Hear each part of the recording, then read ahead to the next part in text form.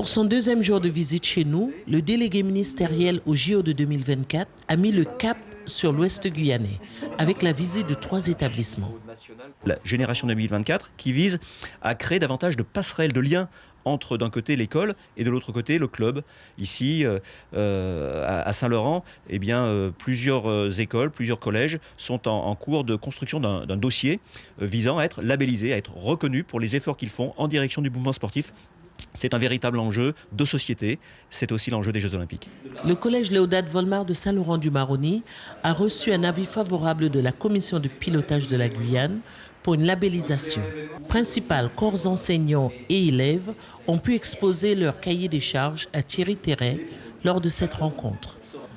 Les professeurs ont pointé du doigt le manque d'infrastructures dans l'Ouest. Effectivement, il y a un gros problème d'infrastructure à Saint-Laurent, un gros déficit de gymnase. Le club de hand, par exemple, n'a qu'un créneau de gymnase par semaine. Donc le collège permet à ce que les jeunes filles s'entraînent davantage.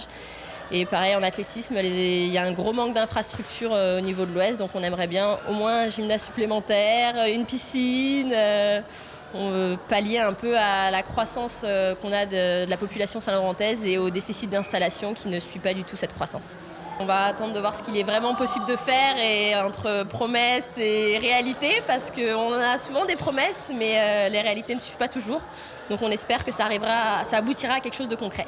Ce n'est pas à l'éducation nationale à construire des infrastructures ou à les maintenir. Il y a un partage des compétences. Ceci étant, le label Génération 2024 a été travaillé, rédigé dans le cahier des charges avec les collectivités et plus précisément avec l'Association des maires de France, avec l'Association des départements de France, avec l'Association des régions de France et avec l'ANDES, l'Association nationale des élus en charge du sport, pour que précisément ces collectivités se sentent impliqués par le label et jouent leur rôle en matière d'infrastructures sportives.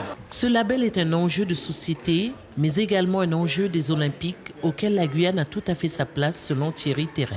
Les Jeux Olympiques et les Jeux Paralympiques bénéficient à toutes et à tous, à tous les territoires, au fin fond de la Guyane comme au cœur de Paris. Et d'ailleurs, ces Jeux de Paris, vous l'avez relevé sans doute, s'élargissent jusqu'aux vagues de la Polynésie qui accueillera les épreuves de surf. Donc évidemment, les territoires ultramarins en général et la Guyane en particulier doivent être partie prenante dans cette grande aventure olympique et paralympique. 5 à 6 établissements pourraient être labellisés dès cette année dans l'Ouest guyanais, pour arriver à une quinzaine en Guyane d'ici la fin de l'année. Thierry Terret sera en visite à Kourou ce jeudi, occasion pour le délégué ministériel de poursuivre les rencontres avec d'autres acteurs du label Génération 2024. Suivez l'info sur Guyana Première, télé, radio et Internet.